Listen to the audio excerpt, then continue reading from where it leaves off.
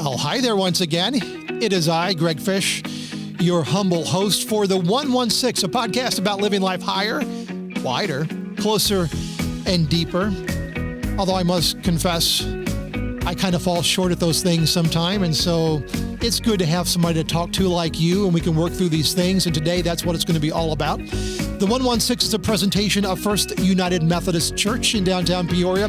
Listen, we love it when you like us and share us on social media because it helps us get the word out to other people. Also, if you could follow us or subscribe, depending upon the vernacular of the platform you are watching or listening on. If you're on YouTube, for example, subscribe. It's absolutely free, but it keeps you up to date for all of our broadcasts. And again, it helps us get the words out to others. Also, go to peoria1.com, peoria1.com for more information about us or to leave a message. And with all that out of the way, I want to welcome today's guest to our studios. It's the newest member of the Peoria First United Methodist Church family, or staff family, I should say. It's Kirsten Tharp. And Kirsten, welcome aboard. Kirsten is our Director of Congregational Care. How are you doing today? I'm doing great. I'm excited to be here and anxious to talk about, some things this morning. So yeah, and what we're going to go into today is a topic that well, it seems like I'm always saying topics that are near and dear to me. I guess I just love all the stuff we talk about in ministry, but it's a topic of grief and how in the world can we survive a blue Christmas. And I know I have been there. I suspect most, if not all of you have been there at some time. But Kirsten, let's just start with a very basic thing. How would you define a blue Christmas? What are we talking about here? You know, blue Christmas happens when we're experiencing the loss of something. It could be oftentimes someone near and dear to our heart or something that has affected our lives. And it's just not feeling very holly jolly. Sure. It's a difficult time. We live in a world, in a culture that Christmas and the holiday season, it's supposed to be bright and the music is upbeat and we're supposed to be happy and celebratory and sometimes that's tough. Absolutely. Yeah. And I think back to, there was a point in my life, just a little bit of my history when my wife passed away, my wife of 25 years around February. And I remember that feeling of doom as Christmas got closer. And I knew, I may tell my Christmas story here, but I knew Christmas was coming. I knew I had to somehow prepare myself for it for the sake of my family. And I was a pastor at that time. So for the sake of my congregation.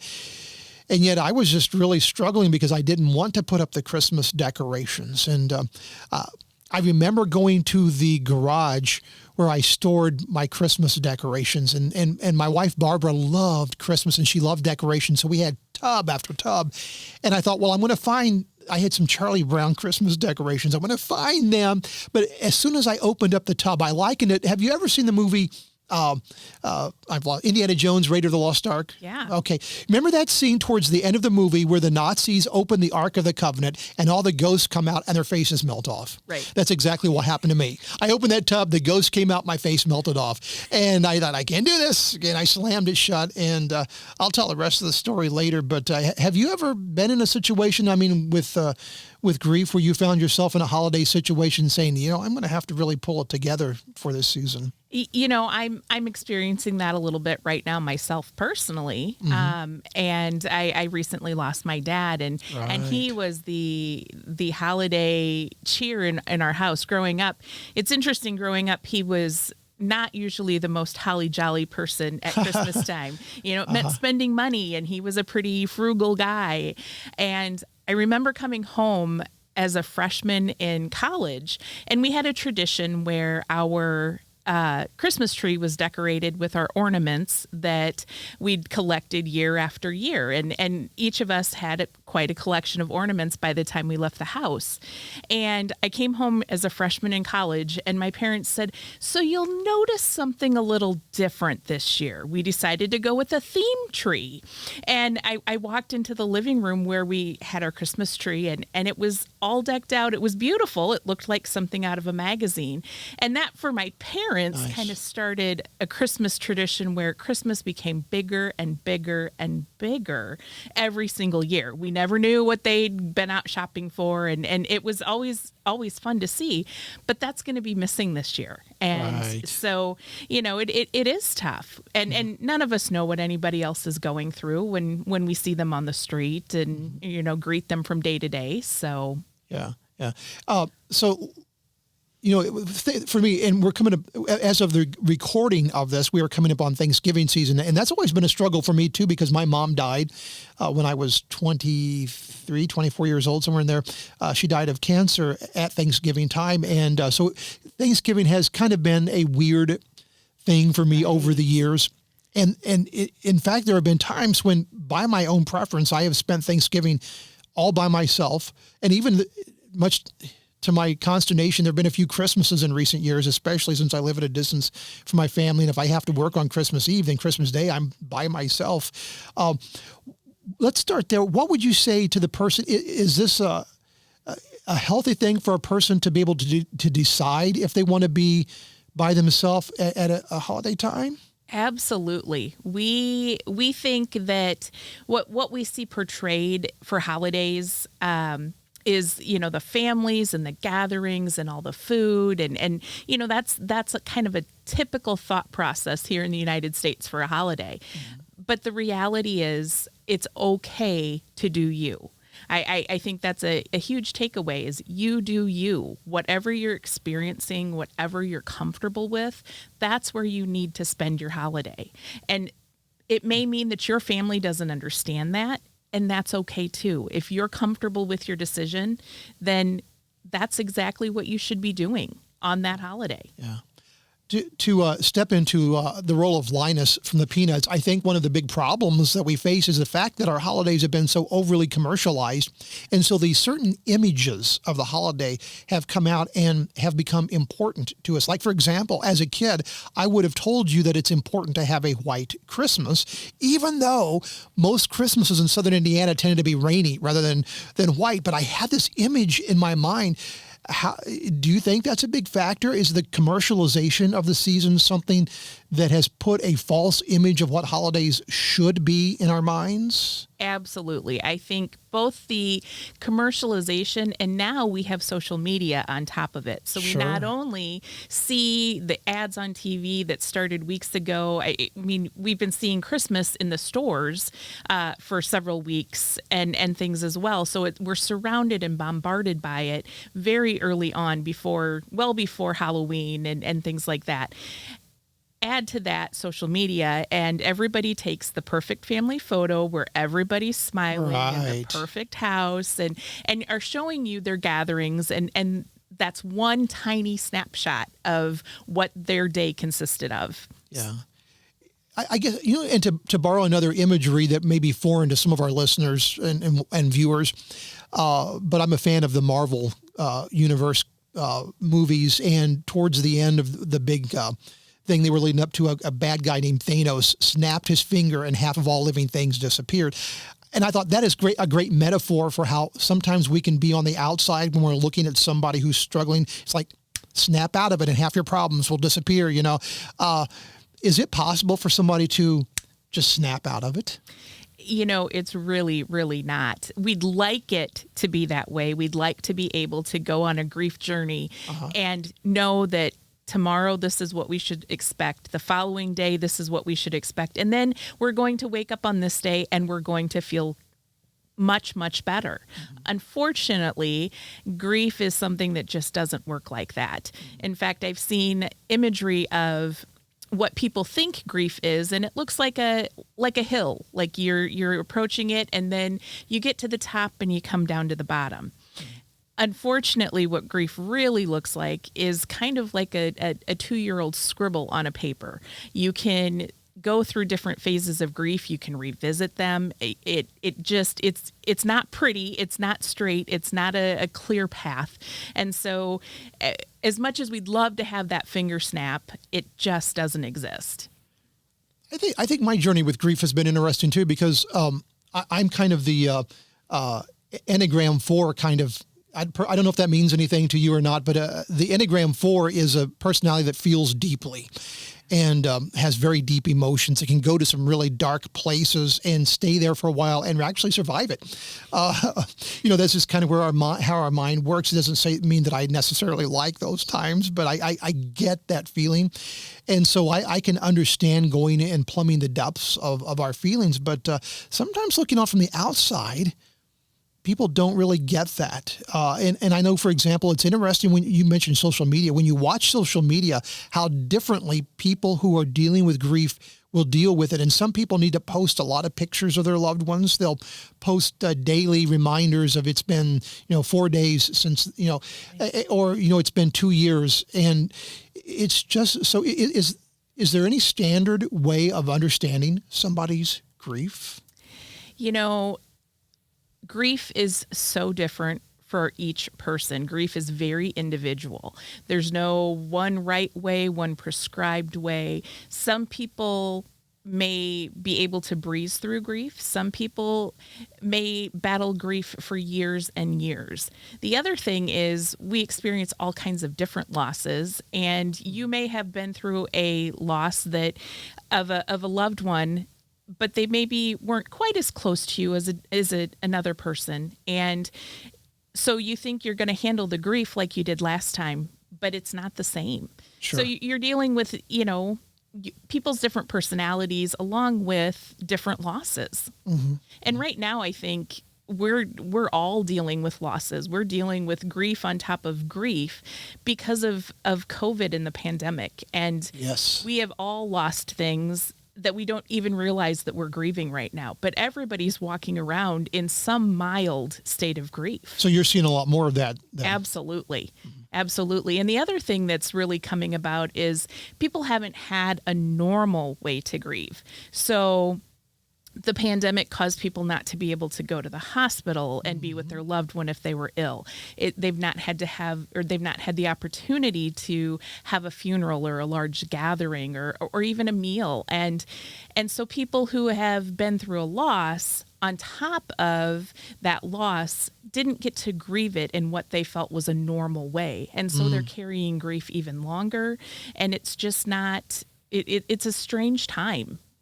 So what I hear you saying then is it is okay to let people grieve as they need to grieve. 100%. Okay. Yeah. I was surprised one time. I was in a group of pastors, and I had one of the pastors, knowing that I had lost my wife. He was dealing with somebody in his congregation who he felt like the grief was going on a little bit too long. And he turned to me and said, so it's about normal that after 3 months, you should start getting back to normal, right? And I said, well, first of all, setting timelines are, as you know, are tricky on this. I heard this from a counselor that I saw. So, the first year you can count on being just an extraordinarily rough experience. The second year, you're starting to say, oh, wait a minute, I can adjust to this. By the third year, you should be feeling like, I'm starting to get this down. I'm learning how to live life in this situation. With that in mind, though, is there a point in time when you need to be concerned about somebody that is just completely absorbed in their grief? That absolutely can happen. And it becomes a very serious concern when somebody starts to not want to live and want to go on. Certainly somebody who's having those feelings of, and I want to be careful how I phrase that, because when you say, I just can't go on without this person, I'm just too sad, you may feel that way, but it's when you have a plan to take your own life, that's where it becomes concerning. And, if anybody's ever talking like that, they need help right away. Wow. But grief can go on for a long period of time. You mentioned the 1 year, 2 year, 3 year. Mm-hmm. And a lot of times the 1 year is that first year is tough for most people.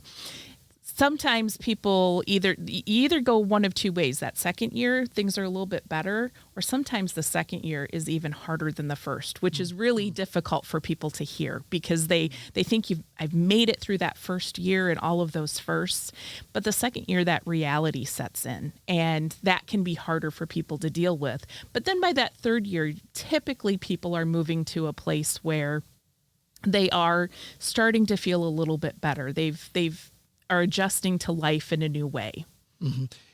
And, because we're all made differently, like for me, one of the things was after that first year, I knew I needed to wait a year, but I started longing for companionship again. I wanted somebody in my life, and that made people around me uncomfortable. I had some people come to me and say, "Don't you think it's too soon?" Now, what I would usually respond is, "You mean too soon for you?"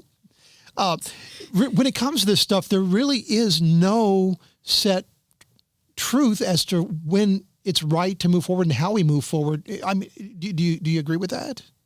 Absolutely. There's, what one person sees as comfortable may make another person, like you said, uncomfortable. But once again, you need to do you. You need to be who you are and what feels right for you in the moment. Okay. So let's approach it from the vantage point, if you want to call it that, of the person who is grieving this holiday season. Perhaps they have a fresh grief, or maybe it's an older one. Are you finding there are some typical things that you would advise people as they face the holidays to adjust their spirit to, their emotions to? How should we frame the holiday season from the point of view that I'm really grieving it and I'm not sure I can make it? So I think the number one thing is to give yourself grace. A lot of times it helps to kind of look toward the holidays and make a plan ahead of time. Wow.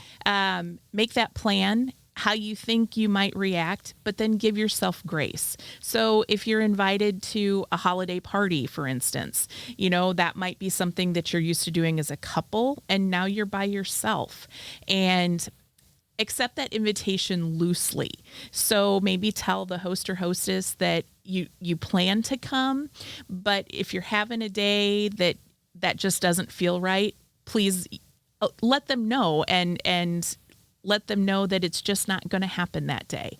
Give yourself some grace. Now, okay, so this gets interesting though. So what if you're in the shoes of the friend who's invited this person, and in your mind you're like, they need to be around people. They need the laughter and they need the joy. Is that really the right perspective to take if somebody begs off like that? That's what we want it to be. We want to be able to be, we think we're helping that person. We want that person, we think they need that person to experience those things. And if they can just set foot in the door, they'll feel better. But what we need to really do is trust that person and their own emotions. And as that friend, we have to be willing to give them some grace. So it's a matter of being okay with being okay. Yeah. And pardon me for interjecting. I guess I've had so many things in my experiences that speaking to this, here's something that really made a difference for me. That first Thanksgiving after my wife died, I did not, because again, Thanksgiving for me was tough anyway. I didn't want to be around anybody. What I did is I wanted to take that time to write. That's the season when I began writing my first book. And I was a pastor at that time, and that made the people in my congregation and my family very uncomfortable. It was really hard for them. And there was a lady in the congregation who wanted to bring by food to me. And she brought me this huge plate of food during the day. And I will tell you, that was just right. I really appreciated that.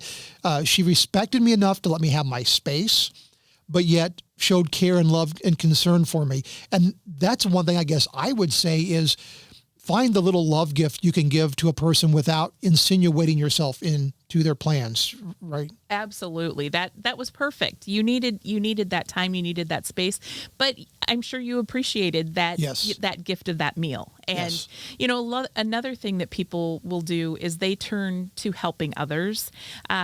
Sometimes that can be kind of soothing when you're grieving. Rather than taking on your normal traditions, go out and help someone else.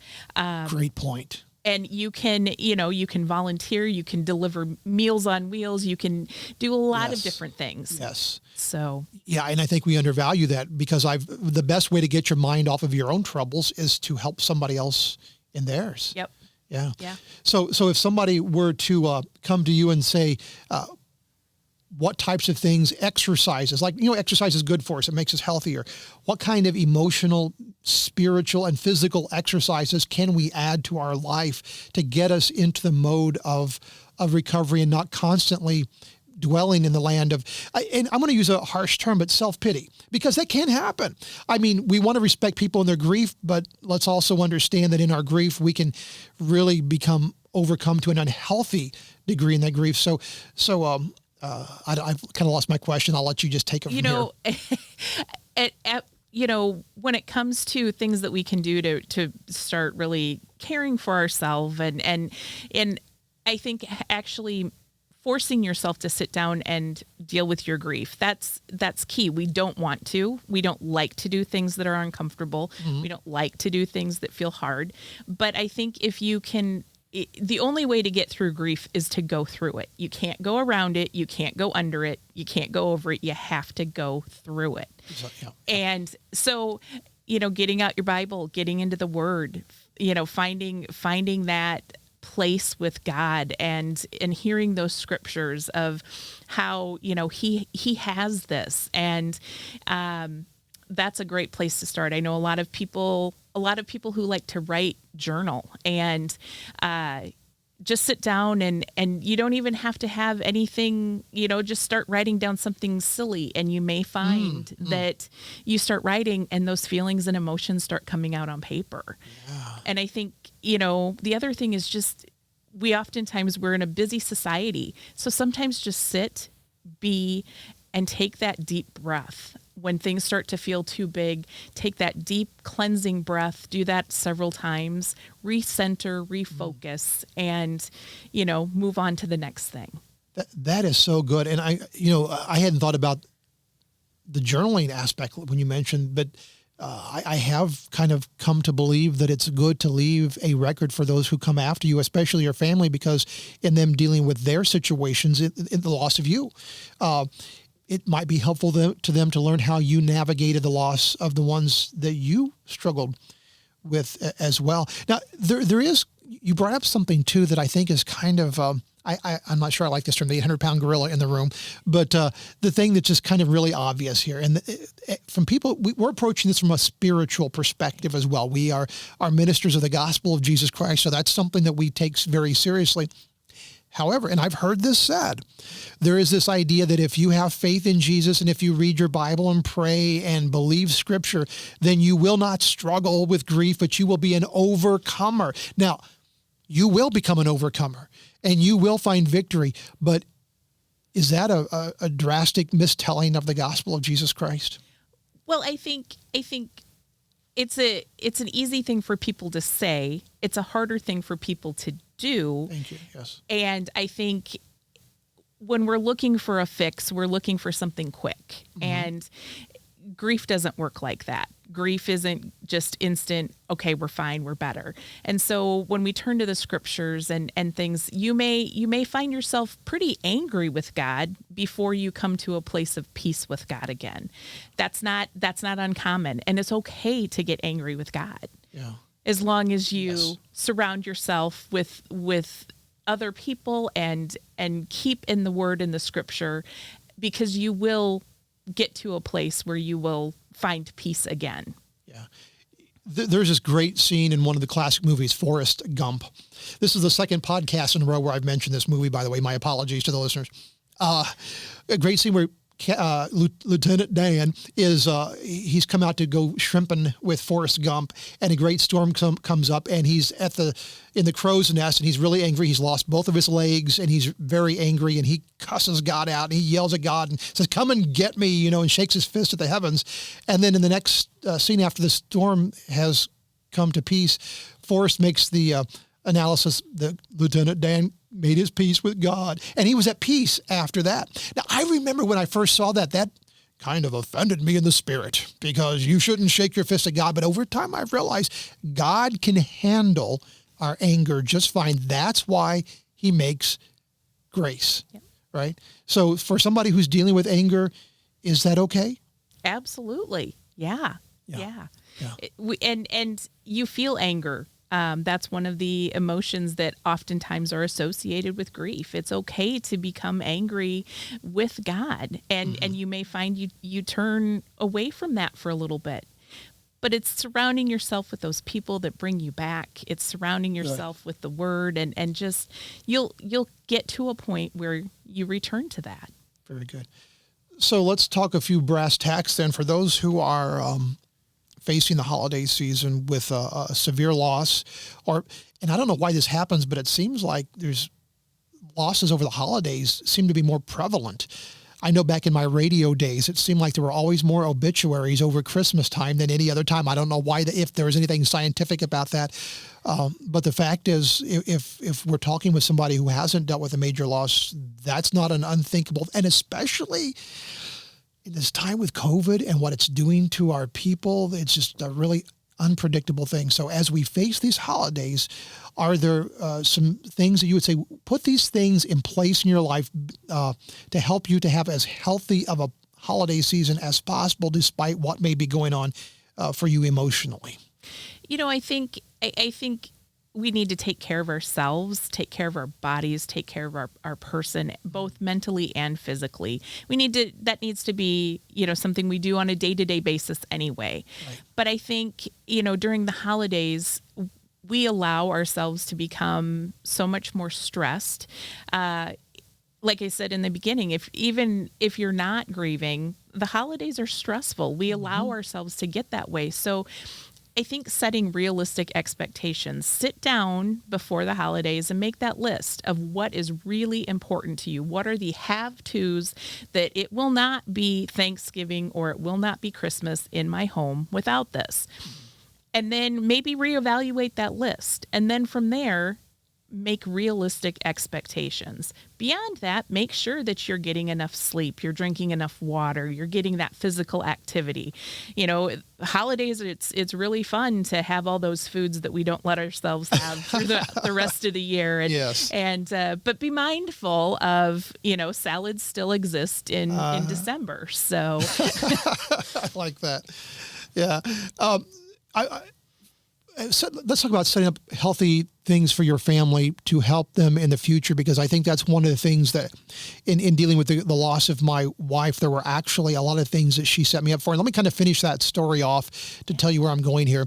But on that last Christmas, instead of going to the containers, I saw a Christmas tree that we'd always left decorated, and we'd package it up in plastic. And it was one of those little thin Christmas trees. It was kind of realistic, but really prickly needles on it, and not a very pleasant one to handle. But I thought that's the perfect, because it's decorated. I don't have to worry about it. So I got back to my apartment and I opened it up and realized that the Christmas before, Barbara had decided next year I want different decorations on it, and she had taken all of the decorations off. And so I thought, but I pulled it out, and it was, I had nice little rice lights, so I turned those on, and they were twinkly, and I thought that's a perfect metaphor for me. Empty, but beautiful. I'm going to accept that as a metaphor for how I am this Christmas. Yeah. I know beautiful. I don't mean beautiful in a self-obsessed sort of way, but just to understand the beauty God put in me. And so I'm sitting there on the couch looking at it, and all of a sudden I noticed something in the lower reaches of the Christmas tree. And that's never good because, rodents. And so I thought, and so I got a little bit closer and realized that one of the decorations that she had put on the Christmas, my wife loved hearts, and hearts were an important part of our life. Back when we were dating, we'd sit in church and draw hearts on the back of each other's hands for the I love you thing, and in church, and silly things like that. And there at the bottom of that Christmas tree was one heart. And it was as if she were telling me, Greg, it's going to be okay. Yeah. So I took it out and put it in a very prominent place on the tree. And some people have said, oh, she knew and she left that for you. I'm not so sure, because Barbara was a fighter. But I do think it definitely was divine that God left that there for me, because I needed that signal. Have you found with your family, or with just in general, are there some good things we can do to help our family to put measures in place so our family in the future can move on? Because there's going to come the day when they move on without us, without being morbid, right, without being saying, well, kids, someday I'm going to be gone. Right. What are some practices we can put in place over the holiday season to help future-proof our family from, as much as we can, from becoming overcome with grief? Sure.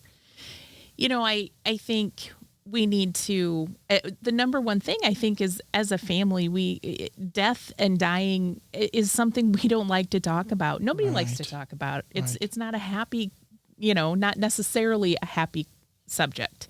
And so I think the more that we can talk about things as a family, if you've experienced a friend or something like that, and not necessarily speak to your own mortality, but just have that open dialogue with others.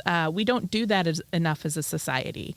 I think too, those traditions, they become more important, but picking and choosing and letting your family have those little special things that may come about, that realize that, it is okay. I am here. Maybe it's an ornament. Maybe it's, something that a song or a Christmas show on TV that you always sit down and watch together as a family. Maybe that's something that, it's a good tradition to continue on. But I think just having those conversations and being open to having those conversations is huge. Yeah.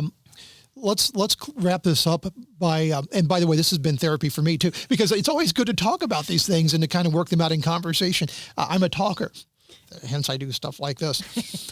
I want you to just kind of look into the camera there and talk to the person who is really looking for help, who is sinking and said, I don't know how I'm going to do this. Just talk to that person for a moment and tell them what's on your heart for them as they face Christmas and Thanksgiving. So as these holidays approach and we have ideas in our heads and things, I want everybody to know that it's okay to not be okay. It's okay to say no. It's okay to, even if no one else is giving you this vibe, I'm here to tell you that it is okay to do what you need to do during the holiday season. It may not look normal. It may offend someone for reasons that you don't understand. It may just not be your year, and that is okay. Wow, that's great. That's great. And if somebody is struggling and about to go under, any route of say, here's some places you can go for help. And one of the things I'm thinking about is, are they free to contact you? Absolutely. I'm always here to talk. I've got several resources and things like that. Please reach out if you are feeling, hopeless to the point of suicide. Always reach out. That's not the answer. And but beyond that, if you're just not feeling like you know quite what to do, you can reach me here at the church, and happy to talk with you at any time. Yeah, and let me just say too, from a dude perspective, guys, it's okay to see a counselor. I've seen a counselor now for years, and it's just been very helpful to me with my makeup, but it's okay. It's all right to talk with somebody. It really, it's probably the most manly thing you can do is to admit that you need to get stronger, and that can certainly help. Well, Kirsten, thank you so very much. This has been a powerful conversation for me, and we look forward to working with you more in the future. Right. And thank you so much for being with us today. Thank you. All right. This has been great, folks. Thank you so very much for coming along. Listen to 116. We're a podcast about living life higher, wider, closer, and deeper. And we are a presentation of First United Methodist Church in downtown Peoria. Although, again, keep in mind, even if you're way yonder outside of our church's reach and you have no one to talk to, contact us. Contact Kirsten. She would be glad to talk more with you. You've got friends here who are more than happy to spend some time thinking through some things with you. And this is one of the reasons why we encourage you to like us and share us on social media so more people can get the encouragement they need. And go to peoria1.com for more information about us and to leave us a message. That's the best way to contact us. There are contact forms all over the place, as well as a phone number there if you need that. So peoria1.com is a great resource for you. My name is Greg Fish. Thank you so very much for coming along today. It has been an extraordinary pleasure to have you with us, and we'll see you again the next time on the 116.